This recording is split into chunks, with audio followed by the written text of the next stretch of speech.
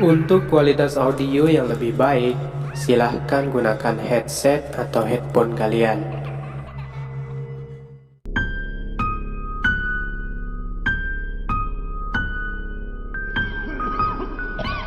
Bagi kalian yang punya cerita horor atau pengalaman menyeramkan, silahkan bisa dikirim melalui email yang ada di deskripsi.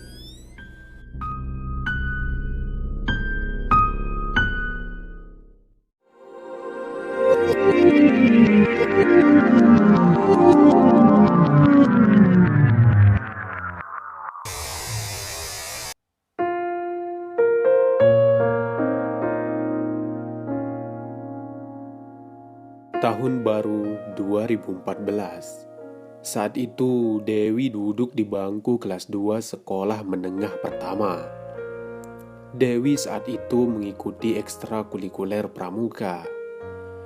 Kebetulan dari kegiatan-kegiatan pramuka itulah Dewi mengenal banyak teman dari sekolah lain. Dewi adalah anak yang taat beribadah. Ia tidak pernah mau ketinggalan sholat berjamaah. Namun, walau Dewi rajin beribadah, ia kerap kali diganggu oleh penampakan-penampakan makhluk halus. Dan itu hanya Dewi yang melihat. Waktu itu ada latihan gabungan pramuka antara SMP tempat Dewi sekolah dan beberapa SMP lain sekecamatan. Seusai latihan, salah seorang pembina pramuka mengumumkan bahwa akan diadakan kemah malam tahun baru di pinggir pantai. Sehingga para anggota pramuka diarahkan untuk izin kepada orang tua masing-masing dan mempersiapkan diri. Sebenarnya Dewi enggan ikut perkemahan itu, karena kebetulan tidak diharuskan juga. Tapi Wulan, sahabatnya Dewi, sangat ingin sekali ikut perkemahan itu. Apalagi perkemahan itu diadakan pada malam tahun baru. Pasti seru. Namun oleh orang tuanya, Wulan tidak diizinkan ikut perkemahan itu jika tidak sama Dewi.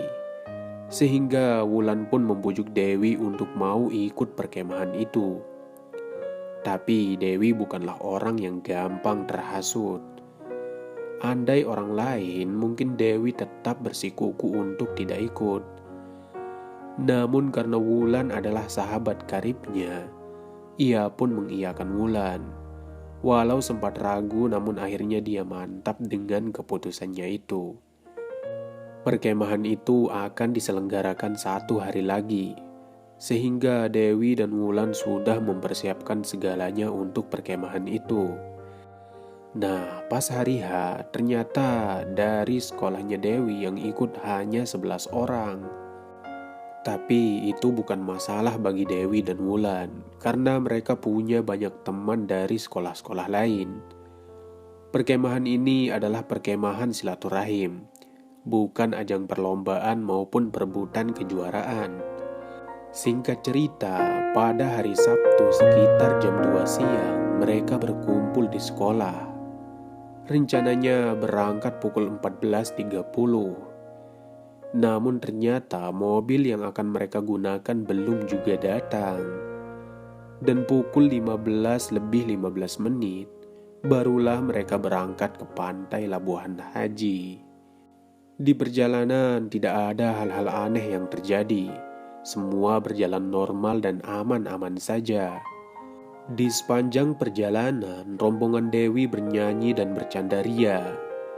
Katanya sih agar mereka tidak mabuk ketika berada di dalam bis. Setelah tiba di pantai Labuhan Haji, mereka pun turun dari bis. Namun mereka harus berjalan sekitar 1 kilometer untuk sampai di lokasi perkemahan. Satu persatu mereka turun dari bis. Dan ketika giliran Dewi turun, seketika ia memandang ke arah pantai. Di sana ada batang pohon kelapa. Sepertinya sudah lama jatuh. Dan di atas pohon itu duduk seorang anak perempuan. Usianya sekitar 7 tahun. Ia tersenyum kepada Dewi. Dewi pun membalas dengan senyuman. Namun ketika Dewi sedang tersenyum, tiba-tiba Wulan mendorong dari belakang, sehingga Dewi terkejut dan mengalihkan pandangan ke Wulan. Dengan muka tanpa rasa bersalah, Wulan bilang kepada Dewi, "Turun tangga aja lama banget kamu, Wi." Tanpa menjawab, Dewi pun langsung mengalihkan pandangannya lagi ke batang pohon kelapa. Namun anehnya, anak kecil itu menghilang. Dewi menengok ke sekitar tempat itu, namun tidak ada. Setelah semua turun dari bis, para senior memutuskan untuk mengajak anggotanya beristirahat sebelum nanti melanjutkan perjalanan ke lokasi perkemahan. Saat itu mereka memang sedang di bagian pantai yang agak sepi. Kawasan pantai itu bukan kawasan nelayan. Perahu nelayan pun tidak ada di bagian pantai itu. Saat itu sudah pukul 16.00, sehingga Dewi dan teman-temannya bergegas untuk menunaikan sholat asar. Karena kebetulan di sekitar tempat itu ada musola kecil. Musola itu sengaja dibangun untuk pengunjung yang ingin menunaikan ibadah. Setelah sholat, Dewi masih penasaran dengan anak kecil yang dilihat tadi, sehingga ia pun menghampiri batang pohon kelapa itu.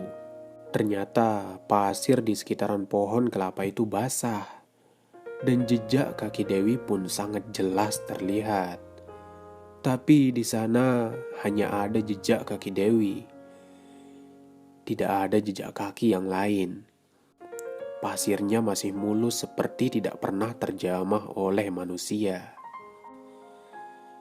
Di pikiran Dewi, dari mana anak itu jalan, sehingga tidak ada jejak kakinya.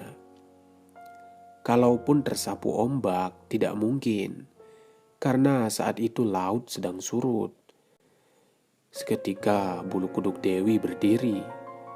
Cepat-cepat ia kembali ke tempat peristirahatan.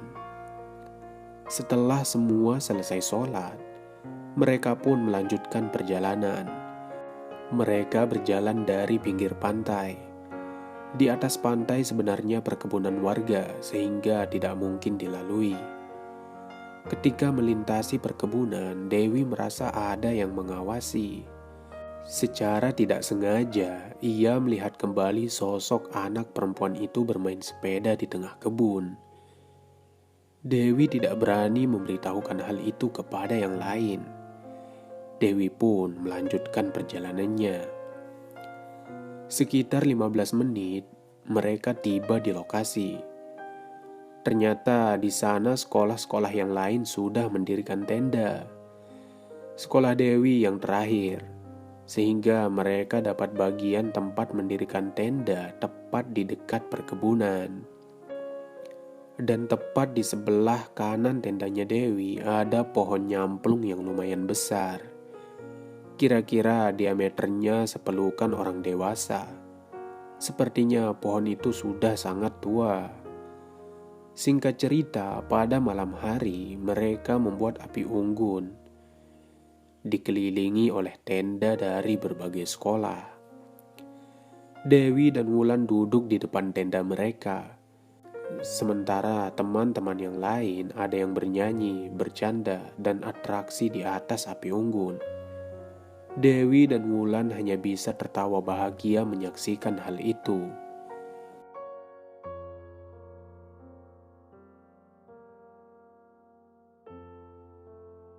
Wulan bertepuk tangan dan teriak-teriak menyemangati teman-temannya yang atraksi. Dan tiba-tiba, Dewi bangkit dari duduknya. Ia berlari ke arah api unggun dan mengambil satu batang kayu yang menyala. Lalu dia memegang bara kayu itu dan memasukkan ke dalam mulutnya. Awalnya teman-temannya yang menyaksikan itu menyangka bahwa Dewi sedang atraksi. Namun, setelah beberapa saat, Dewi berlari ke semak-semak. Sontak senior pun mengejar Dewi. Untung ada yang membawa senter. Dewi ditemukan pingsan di balik semak-semak. Dewi pun digotong masuk ke dalam tenda. Suasana mulai menegangkan. Para senior pun menginstruksikan kepada para anggota untuk tidak ribut. Sementara itu di dalam tenda, Wulan mengoleskan minyak kayu putih di lehernya Dewi. Tidak lama jarak 2 tenda dari tenda yang ditempati Dewi, Rani berteriak. Rani adalah siswi dari sekolah lain. Rani mengamuk. Ia berteriak tidak jelas. Rani berlari keluar tenda. Namun untungnya ada beberapa orang senior yang memegang tangannya. Rani ditidurkan di pasir. Ia terus mengamuk. Untungnya ada seorang senior yang sudah terbiasa menangani kesurupan. Namanya adalah Kak Fajri. Fajri saat itu mencoba berkomunikasi dengan jin yang merasuki Rani. Dengan samar-samar, jin itu bilang, "Saya hanya mengingatkan kepada kalian, jika ingin menggunakan tempat ini, kalian harus minta izin. Tapi, kalian tidak pernah permisi kepada kami." Fajri pun meminta maaf akan hal itu, dan ia menyampaikan bahwa mereka datang baik-baik, tidak untuk merusak maupun mengusik ketenangan mereka. Lalu tidak lama jin itu pun keluar dan Rani pun pingsan di tempat. Rani diangkat dan dimasukkan ke dalam tenda. Tidak lama berselang, Dewi tiba-tiba menggenggam tangannya. Wulan yang melihat hal itu langsung menyuruh siswa lainnya untuk melapor kepada senior. Namun sebelum senior sampai di tenda Dewi, tiba-tiba Dewi berdiri dan dia berlari ke arah pinggir pantai. Para senior dan beberapa siswa lain ikut mengejar. Akan tetapi beberapa langkah dari bibir pantai, Dewi berhenti. Ia berdiri menatap ke laut. Lalu ia balik kanan menghadap ke para senior dan siswa lainnya. Tiba-tiba pandangan Dewi kosong. Lalu ia lemas dan jatuh. Wulan langsung memeluk Dewi. Namun Dewi saat itu ternyata masih kesurupan. Dewi pun didudukkan. Tubuhnya dipegangi oleh beberapa siswa perempuan lainnya. Lalu jin yang ada di dalam tubuh Dewi tersenyum. Dan jin itu bilang, "Aku ingin menceritakan sesuatu kepada kalian. Aku adalah anak kecil. Aku sangat tersiksa di sini. Aku dibunuh oleh orang tua bajingan itu." Lalu Dewi menangis terseduh-seduh. Tak lama ceritanya pun dilanjutkan. Saat itu aku dan 3 orang temanku bermain sepeda di sini. Lalu ada orang tua bajingan yang membunuh kami. Kami semua ditangkap dan kami diikat di pohon nyamplung itu. Leher kami dipenggal satu-satu dan kepala kami dibuang ke laut. Orang tua bajingan itu memang gila harta. Dia menjadikan kami menjadi tumbal pesugihan. "Dari mana orang yang membunuh kamu?" tanya Kak Fajri. Tanpa menjawab, Dewi alias jin yang merasuki tubuhnya menunjuk ke sebuah arah. Dan Fajri bertanya lagi, "Kenapa kamu tidak mendatanginya ke rumahnya?" "Beberapa kali aku dan teman-temanku pergi ke rumahnya.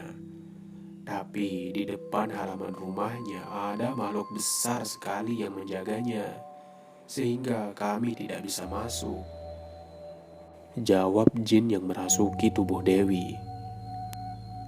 "Kalian jangan ribut-ribut di tempat ini, karena tempat ini paling banyak penghuninya dari kalanganku," lanjut jin itu.